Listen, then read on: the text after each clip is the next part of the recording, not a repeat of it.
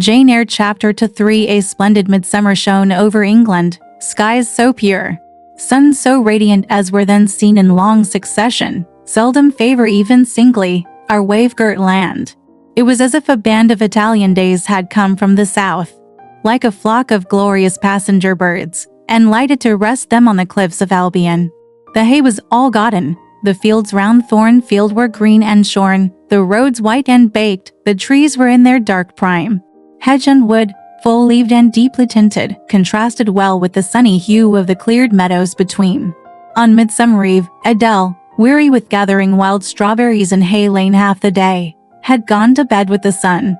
I watched her drop asleep, and when I left her, I sought the garden. It was now the sweetest hour of the 24 day its fervid fires had wasted, and dew fell cool on panting plain and scorched summit, where the sun had gone down in simple state, pure of the pomp of clouds, spread as solemn purple, burning with the light of red jewel and furnace flame at one point, on one hill peak, and extending high and wide, soft and still softer, over half heaven. The east had its own charm of fine deep blue, and its own modest gem, a rising and solitary star. Soon it would boast the moon, but she was yet beneath the horizon. I walked a while on the pavement, but a subtle, well-known scent, that of a cigar, stole from some window. I saw the library casement open a handbreadth. I knew I might be watched thence, so I went apart into the orchard. No nook in the grounds more sheltered and more Eden-like. It was full of trees, it bloomed with flowers. A very high wall shut it out from the court, on one side, on the other, a beech avenue screened it from the lawn. At the bottom was a sunk fence, its sole separation from lonely fields, a winding walk, bordered with laurels and terminating in a giant horse chestnut, circled at the base by a seat, led down to the fence. Here one could wander unseen. While such honeydew fell, such silence reigned, such gloaming gathered, I felt as if I could haunt such shade forever. But in threading the flower and fruit parterres at the upper part of the enclosure, enticed there by the light the now rising moon cast on this more open quarter, my step is stayed, not by sound, not by sight, but once more by a warning fragrance. Sweetbriar and southernwood, jasmine, pink, and rose have long been yielding their evening sacrifice of incense. This new scent is neither of shrub nor flower. It is, I know it well, it is Mr. Rochester's cigar. I look round and I listen. I see trees laden with ripening fruit. I hear a nightingale warbling in a wood half a mile off. No moving form is visible, no coming step audible, but that perfume increases. I must flee. I make for the wicket leading to the shrubbery, and I see Mr. Rochester entering. I step aside into the ivy recess. He will not stay long, he will soon return whence he came, and if I sit still he will never see me. But no, the Eventide is as pleasant to him as to me, and this antique garden as attractive, and he strolls on, now lifting the gooseberry tree branches to look at the fruit, large as plums, with which they are laden, now taking a ripe cherry from the wall, now stooping towards a knot of flowers, either to inhale their fragrance or to admire the dew beads on their petals. A great moth goes humming by me. It alights on a plant at Mr. Rochester's foot. He sees it, and bends to examine it.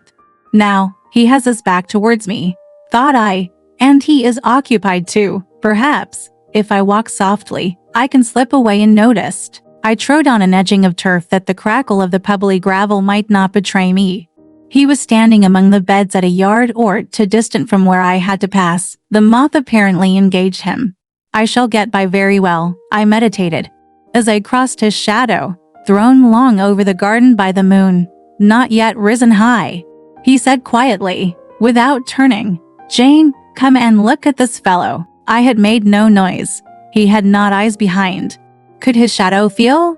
I started at first, and then I approached him. "Look at his wings," said he. "He reminds me rather of a West Indian insect. One does not often see so large and gay a night rover in England. There. He is flown." The moth roamed away. I was sheepishly retreating also, but Mr. Rochester followed me, and when we reached the wicket, he said, "Turn back. On so lovely a night it is a shame to sit in the house, and surely no one can wish to go to bed while sunset is thus at meeting with moonrise. It is one of my faults, that though my tongue is sometimes prompt enough at an answer, there are times when it sadly fails me in framing an excuse, and always the lapse occurs at some crisis, when a facile word or plausible pretext especially wanted to get me out of painful embarrassment. I did not like to walk at this hour alone with Mr. Rochester, in the shadowy orchard, but I could not find a reason to allege for leaving him. I followed with lagging step, and thoughts busily bent on discovering a means of extrication. But he himself looked so composed and so grave also, I became ashamed of feeling any confusion. The evil, if evil existent or prospective there was, seemed to lie with me only. His mind was unconscious and quiet. "Jane," he recommenced, as we entered the laurel walk, and slowly strayed down in the direction of the sunk fence and the horse chestnut. "Thornfield is a pleasant place in summer, is it not?" "Yes, sir. You must have become in some degree attached to the house, you, who have an eye for natural beauties and a good deal of the organ of adhesiveness." "I am attached to it, indeed. And though I don't comprehend how it is, I perceive you have acquired a degree of regard for that foolish little child Adele too. And even for simple Dame Fairfax." "Yes, sir, in different ways. I have an affection for both, and would be sorry to part with them." "Yes, pity," he said, and sighed and paused. "It is always the way of events in this life," he continued presently. "No sooner have you got settled in a pleasant resting place, than a voice calls out to you to rise and move on, for the hour of repose is expired." "Must I move on, sir?" I asked.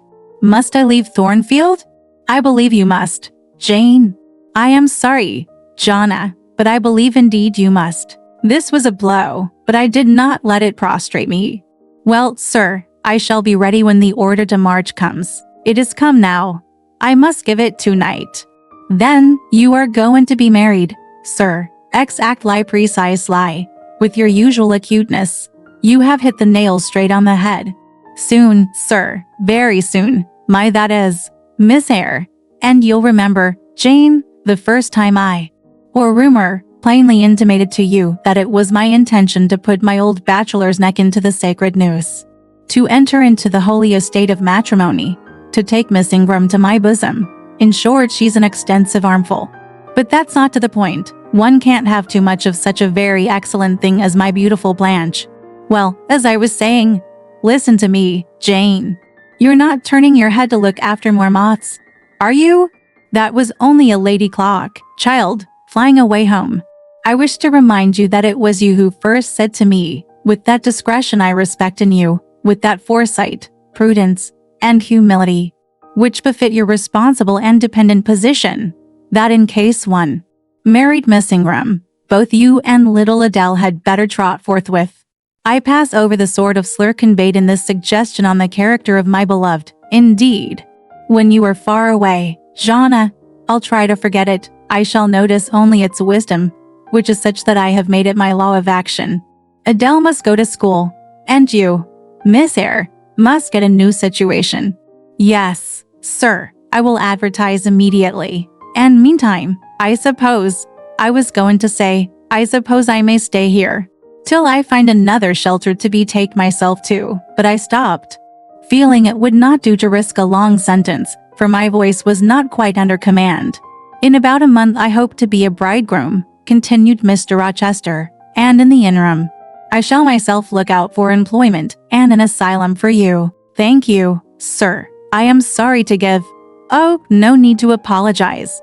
I consider that when a dependent does her duty as well as you have done yours, she has a sort of claim upon her employer for any little assistance he can conveniently render her. Indeed, I have already, through my future mother-in-law, heard of a place that I think will suit. It is to undertake the education of the 5 daughters of Mrs. Dionysius O'Gall of Bitternut Lodge, Connaught, Ireland. You like Ireland, I think. There's such warm-hearted people there, they say.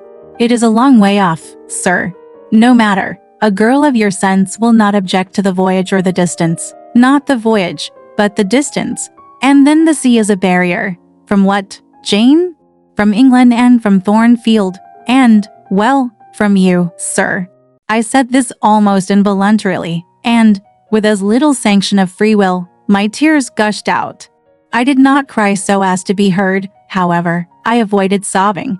The thought of Mrs. Ogle and Bitternut Lodge struck cold to my heart, and colder the thought of all the brine and foam, destined, as it seemed, to rush between me and the master at whose side I now walked, and coldest the remembrance of the wider ocean. Wealth, caste, custom intervened between me and what I naturally and inevitably loved. It is a long way, I again said. It is, to be sure, and when you get to Bitternut Lodge, Connaught, Ireland, I shall never see you again, Jane. That's morally certain. I never go over to Ireland, not having myself much of a fancy for the country. We have been good friends, Jane, have we not? Yes, sir. And when friends are on the eve of separation, they like to spend the little time that remains to them close to each other.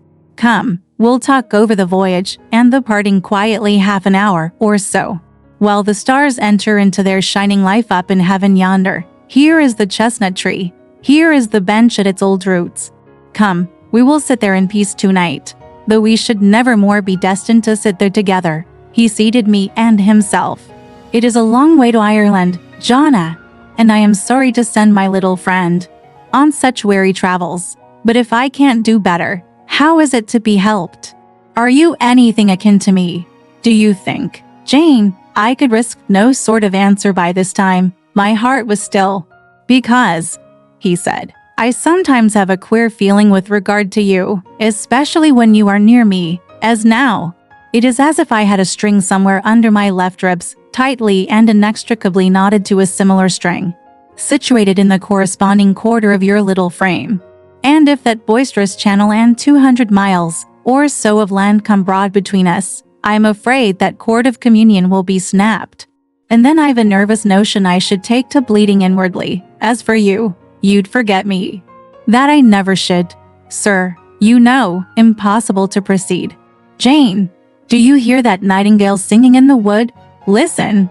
In listening, I sobbed convulsively, for I could repress what I endured no longer. I was obliged to yield, and I was shaken from head to foot with acute distress. When I did speak, it was only to express an impetuous wish that I had never been born, or never come to Thornfield. Because you are sorry to leave it? The vehemence of emotion, stirred by grief and love within me, was claiming mastery, and struggling for full sway, and asserting a right to predominate, to overcome, to live, rise, and reign at last. Yes, and to speak. I grieve to leave Thornfield. I love Thornfield. I love it, because I have lived in it a full and delightful life, momentarily at least. I have not been trampled on. I have not been petrified. I have not been buried with inferior minds, and excluded from every glimpse of communion with what is bright and energetic and high. I have talked, face to face, with what I reverence, with what I delight in, with an original, a vigorous, an expanded mind.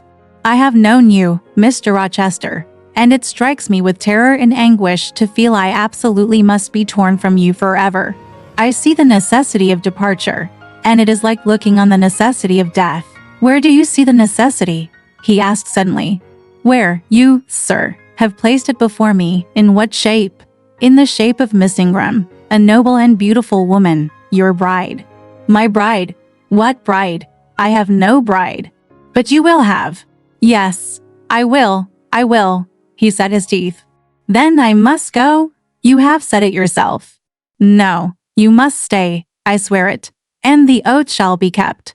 I tell you I must go, I retorted, roused to something like passion.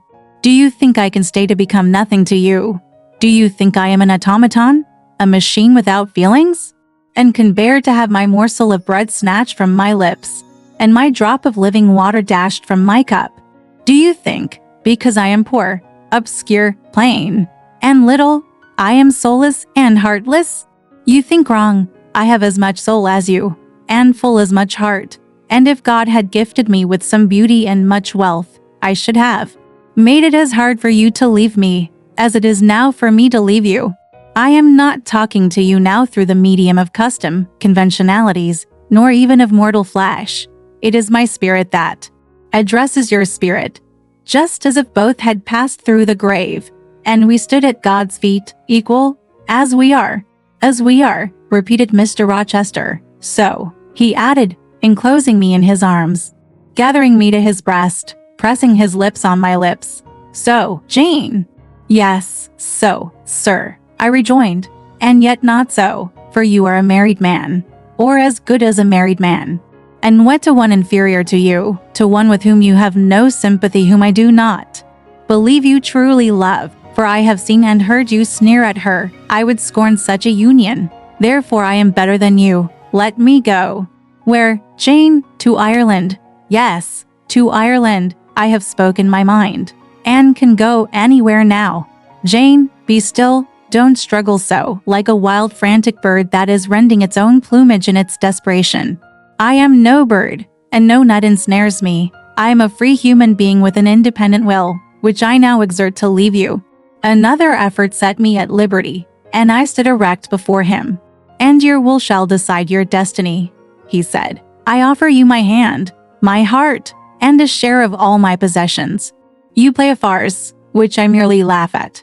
I ask you to pass through life at my side, to be my second self, and best earthly companion. For that fate you have already made your choice, and must abide by it. Jane, be still a few moments. You are overexcited. I will be still too. A waft of wind came sweeping down the laurel walk and trembled through the boughs of the chestnut. It wandered away, away, to an indefinite distance. It died.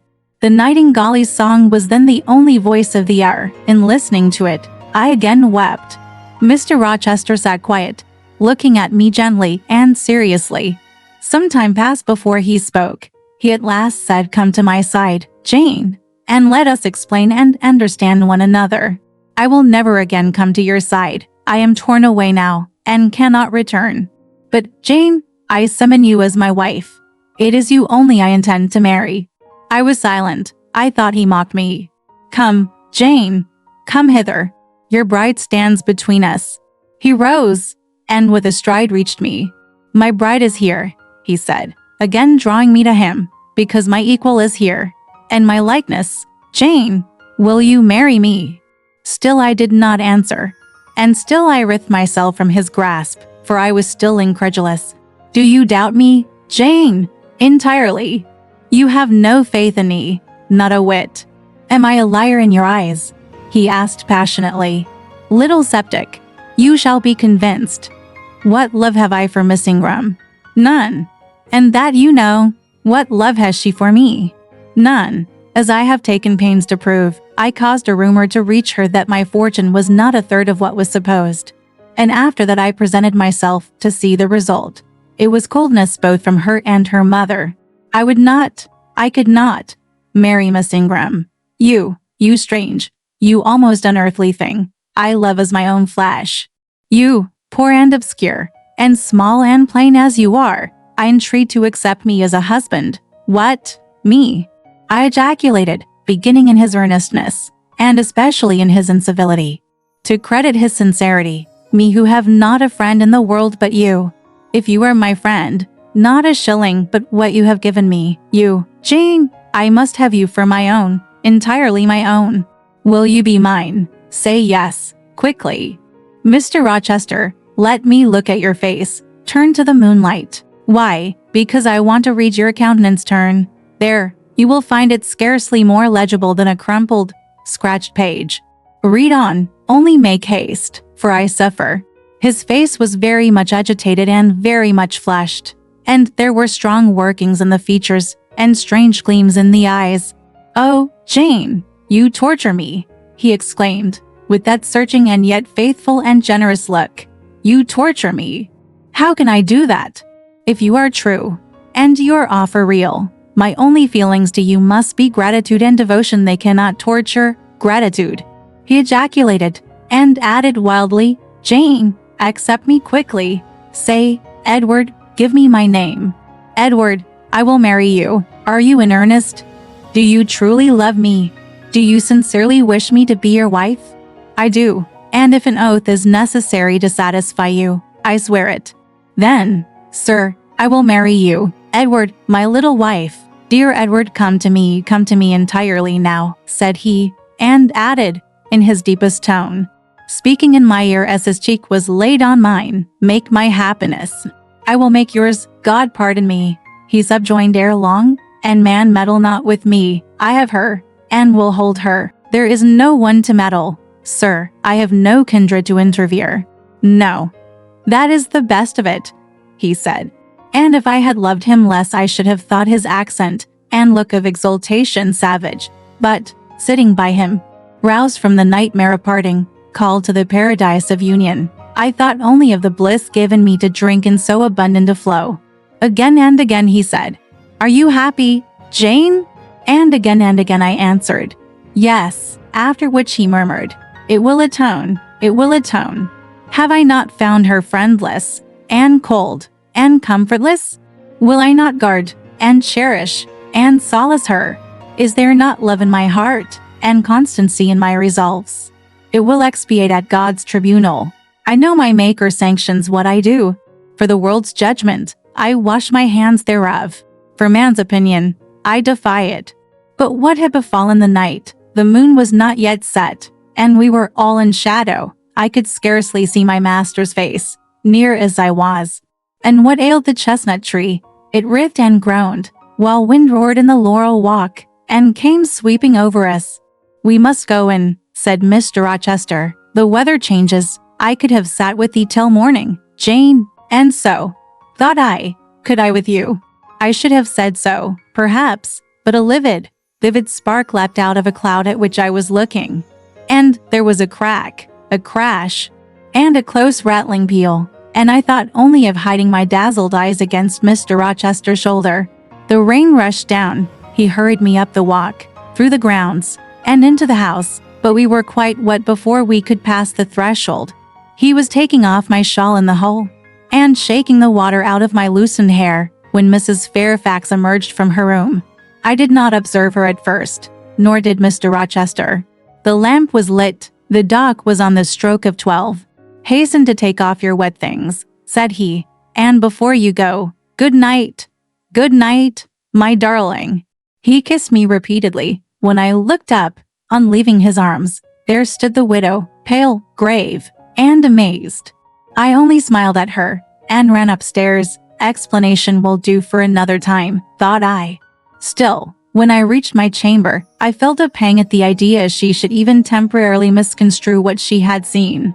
But joy soon effaced every other feeling, and loud as the wind blew, near and deep as the thunder crashed, fierce and frequent as the lightning gleamed, cataract-like as the rain, fell during a storm of 2 hours' duration. I experienced no fear and little awe.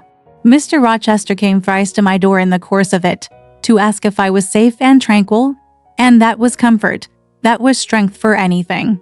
Before I left my bed in the morning, little Adele came running in to tell me that the great horse chestnut at the bottom of the orchard had been struck by lightning in the night, and half of it split away. All right, this part of the story ends here. Want to know what happened next? Let's listen to the breakdown next time.